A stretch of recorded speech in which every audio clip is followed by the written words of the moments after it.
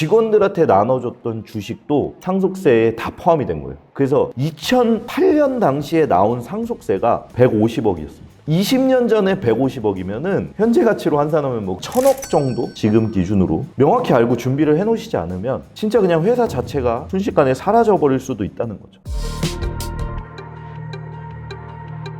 전 세계 수출 1위였던 37 손톱깎이, 이게 상속세 때문에 큰 이슈가 됐었나 보더라고요. 저희 세무사들, 회계사들 사이에서도 좀 많이 언급되는 사례 중에 하나이기도 하거든요. 상속세 때문에 한 번에 좀 기업이 크게 경영권이 흔들리기도 했어요. 그래서 세계 1위를 내주기도 했고, 중국 기업에. 고 김영규 회장님께서 2006년부터 2007년까지 거의 3차례에 걸쳐서 보유한 자사주를 직원들한테 상여식으로 증여를 해줬습니다. 사업의 결실을 같이 나누고자. 굉장히 선하고 좋은 뜻이었어요. 자, 근데 이때 나눠준 주식 가치가 정말 어마어마하게 컸거든요. 자, 근데 무슨 일이 일어났냐면은 회장님께서 쭉 오래 사셨으면 좋았을 텐데 2008년에 갑자기 세상을 등지시게 됐는데요. 갑작스러운 죽음 자체가 매우 결정적인 변수였어요. 상속세에 대비할 시간이 없었고요. 그리고 무엇보다 상속 재산 중에 가장 많은 세금을 유발시킨 게 뭐 때문인지 아실 것 같아요, PD님? 잠시만요. 이거 제가 문제를 맞춰야 안 잘릴 것 같은데. 이게 제가 말씀드린 거에 힌트가 있는데요. 2006년부터 2007년도 직원들한테 증여해준 주식이 문제가 됐습니다. 근데 일반적으로 생각하시기에는 아니 자녀한테 준 것도 아닌데 상속재산이야, 직원들한테 증여해줬으면 끝났지 라고 생각을 하시잖아요. 자, 근데 우리나라 상속세법상 민법상 재산을 상속받는 사람들 말고 그 외의 자한테 재산을 증여를 했다면 그 재산도 돌아가신 날로부터 5년간 상속재산에 합산을 시켜야 된다라는 규정이 있어요. 그 규정은 현재도 유효해요. 그렇기 때문에 직원들한테 나눠줬던 주식도 상속세에 다 포함이 된 거예요. 그래서 2008년 당시에 나온 상속세가 150억이었습니다. 20년 전에 150억이면은 현재 가치로 환산하면 뭐 1000억 정도? 지금 기준으로 그 정도의 세금이 나온 거죠. 그래서 할 수 있었던 거는 결국은 이 지분을 매각하는 것밖에 없었거든요. 그래서 이 경영권을 중해홀딩스에 매각을 하게 됐습니다. 사실 저는 이거를 매각한 것만 봐도 굉장히 성공적이라고 봐요. 일반적인 중소기업에서 이런 일이 발생을 했다. 그냥 회사 자체가 사라집니다. 일반 사람들 눈에 봤을 때 중소기업 하나 사라지면은 뭐 그분들과 그분들 가족들만 피해보면 끝나는 거 아니야? 라고 생각을 하는데 절대 아니죠. 그 기업에서 급여를 받고 있었던 직원들, 협력업체들, 그 협력업체들과 직원들의 가족들까지도 다 매출처를 잃게 되는 겁니다. 그렇기 때문에 사실은 명확히 알고 준비를 해놓으시지 않으면 진짜 그냥 회사 자체가 순식간에 사라져버릴 수도 있다는 거죠. 어쨌든 37은 그렇게 인수자가 나타나서 그 위기를 어느 정도는 모면한 거죠. 회사 자체는. 죽음을 모르는 경우니까 그 당시로 돌아가면 어떤 더 좋은 선택을 했을까라는 말도 못 하겠네요. 그쵸. 근데 이게 제 생각에는 직원들한테 주식을 나눠주고 싶었다면은 사실은 스톡옵션이라는 좋은 제도가 있거든요. 그런 제도를 활용해 봤으면 어땠을까? 또는 RSU라고 하는 이제 즉시 주식을 부여하는 방법인데 이거는 증여세가 나오진 않고 받은 사람한테 근로소득세가 부과되는 방식이거든요. 직원들한테 그런 식으로 보상을 했으면 적어도 사전증여 재산에는 포함이 안 됐기 때문에 조금 다른 엔딩이 있지 않았을까? 그렇게 생각은 하고 있습니다. 제 개인적인 걸로.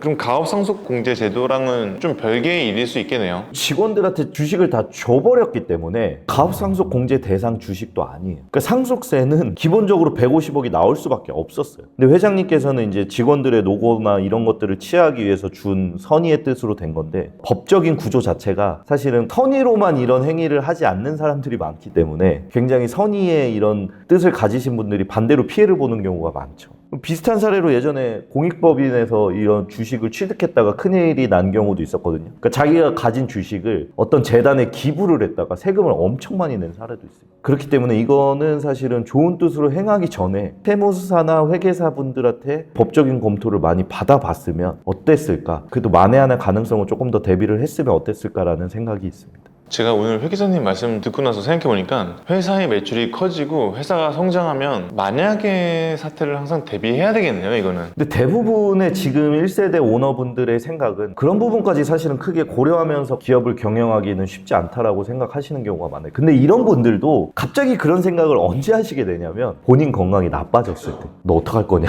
라고 얘기를 하다가 다시 건강이 또 좋아지세요. 그럼 이런 얘기가 다시 쏙 들어가요. 그렇기 때문에 이거를 미리 준비한다는 거는 부모님 세대나 자녀 세대나 양쪽이 다 동의가 되어 있어야 되고 사실 자녀 세대의 동의는 굉장히 쉽죠. 받아야 되니까. 그러면 이거를 주는 입장에서 부모님 세대의 동의가 사실은 필수적이기도 하죠. 부모님 세대에서 진짜 큰맘 먹고 준비하지 않으면 준비는 힘들다. 저는 이렇게 생각합니다. 이런 상담의 대부분은 부모님이 찾아오는 경우에는 자녀가 어린 경우가 많아요. 자녀가 아직 학생이라든지 사회초년생이면 사실 개념이 없거든요. 근데 이제 자녀가 어느 정도 한 30대 중후반 됐다. 자녀가 찾아와요. 그래서 저는 상담하고 나서 꼭 물어봐요. 부모님이랑은 어느 정도 얘기가 되신 건가요? 어디까지가 논의가 된 건가요? 왜냐면은 동의가 안 되면은 진행이 될 수가 없거든요. 이런 사건은 보시기에 대표님의 선의의 뜻이 너무 커서 생긴 개인의 문제인지 우리나라 상속세 제도의 이런 구조적인 문제일지 뭐 이거는 다 사람마다 판단이 갈릴 수도 있을 것 같습니다. 일반인 분들의 생각은 야 이건 나라가 제도를 잘못했다 이렇게 생각할 수 있는데 그런 규정을 만들어 놓은 이유도 나라에서 다 있을 거 아닙니까? 사실 제가 그런 컨설팅을 하거든요. 어떻게든 세금을 덜 낼 수 있는 방법을 많이 연구를 하다 보니까 그 구조들을 막기 위해서 이런 제도를 도입하고 이렇게 하면은 또 세금이 적게 나와서 이런 구조를 만들다 보면 또 그 구조를 막기 위해서 법을 개정하고 이렇게 되거든요. 그러다 보면은 법의 개정 자체가 선한 사람들을 돕기보다는 그런 컨설팅이나 이런 것들을 좀 막기 위해서 제도들이 개정되는 경우가 많아요. 어떻게 보면 선의의 피해자라고 생각이 들 수도 있는데 그렇다고 해서 나라가 모든 사람들이 다 선하다고 가정하기는 어렵잖아요. 생각해보시면 아시겠지만 큰 기업의 총수나 대기업 오너일가들은 엄청난 법무법인들과 회계법인들을 끼고 컨설팅과 상속과 이런 것들을 준비하는 거를 봤을 때 법이 잘못했다고 보기는 솔직히 제 주관적인 의견으로는 힘듭니다. 주어진 규칙 안에서 제도들을 활용해서 본인의 리스크를 줄이면서 조금 더 창업주분이 직원들한테 보상을 다른 식으로 설계했다면 어땠을까? 저는 이런 부분에서 아쉬움이 남는 겁니다. 그렇기 때문에 제도 자체가 잘못됐다고 보기는 좀 힘들지 않을까. 요즘도 이제 중소기업 대표님들이 회계사님께 많이 컨설팅을 요청하시나요?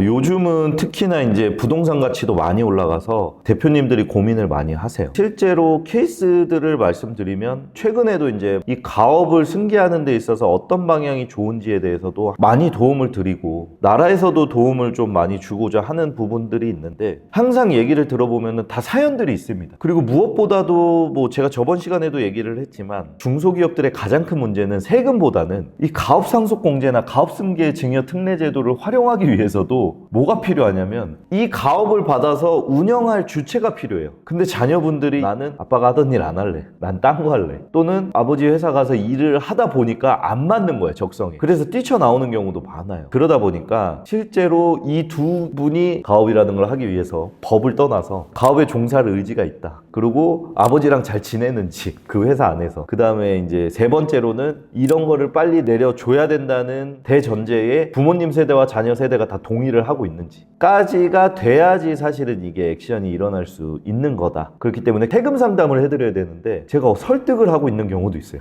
다른 기업들은 이렇게들 하시는데 사실 대표님 생각도 이해 안 되는 건 아닙니다. 왜냐면 저는 수많은 사례를 봐왔기 때문에 그 부모님 세대 생각과 자녀 세대의 생각이 너무 잘 알아요. 근데도 서로 세대 간의 이제 대화나 이런 부분들을 제가 중간자적인 입장에서 최대한 많이 풀어드리려고 해요. 왜냐? 자녀가 먼저 이 얘기를 부모님한테 꺼낼 수 있을까요? 그럼 뭐 호로자식 듣지 않나요? 그렇죠.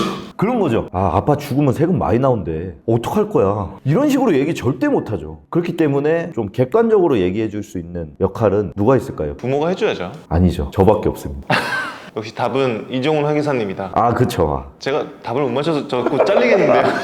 아닙니다. 아무튼 제 입을 빌려서 얘기를 하시는 게 훨씬 더 부모와 자녀 세대 간의 갈등을 줄일 수 있는 거라고 생각해요. 아무리 그래도 돈 문제다 보니까 굉장히 첨예하거든요. 혹시 마지막으로 좀 해주고 싶은 말씀이 있으실까요? 미리 준비를 하셔야 된다. 그리고 계획을 전략적으로 세우셔야 된다라는 거를 꼭 명심하셨으면 좋겠습니다. 그리고 이 가업 승계를 준비하는 데 있어서 가업을 이루는 자산과 그렇지 않은 자산에는 또 취급하는 것 자체가 다르기 때문에 반드시 재무제표가 미리 많이 정리가 돼 있어야 된다는 점을 꼭 명심하셨으면 좋겠다. 그리고 당연히 제가 영상에서는 다 말씀을 못 드립니다. 대표님들마다 상황도 다 다르시기 때문에. 그리고 상속세 문제는 절대 개인이 해결할 수 있는 문제는 아닙니다. 그래서 심지어 이런 분들도 있어요. 오랫동안 거래해오신 세무사나 회계사님이 있음에도 불구하고 상속 문제만은 다른 분을 이용하시는 분들도 있어요. 왜냐? 오랫동안 관계를 쌓아온 세무사나 회계사님한테는 오히려 개인의 재산에 대해서는 좀 공개하기 꺼려 하시는 경우가 있어요. 그래서 그런 경우도 있으니까 편하게 연락을 주시면 제가 팀을 가업승계팀이나 상속팀을 운영을 하고 구성을 하고 있거든요. 그렇기 때문에 이 영상을 보고 내 얘기다 하신 분들은 주저없이 연락 주십시오. 많은 사례들을 보유하고 있기 때문에 대표님들한테 반드시 도움이 될 수 있습니다. 네, 여기까지 저는 3-7 사례로 상속 관련된 얘기를 도와드렸던 이종원 회계사고요. 무엇보다도 이런 영상들을 앞으로도 유튜브 화면에서 만나고 싶으시다면 구독, 좋아요, 알람 설정까지 꼭 해두시기를 추천드리겠습니다. 다음 시간에 좀 더 재밌고 유익한 정보로 찾아오도록 하겠습니다. 감사합니다, 여러분.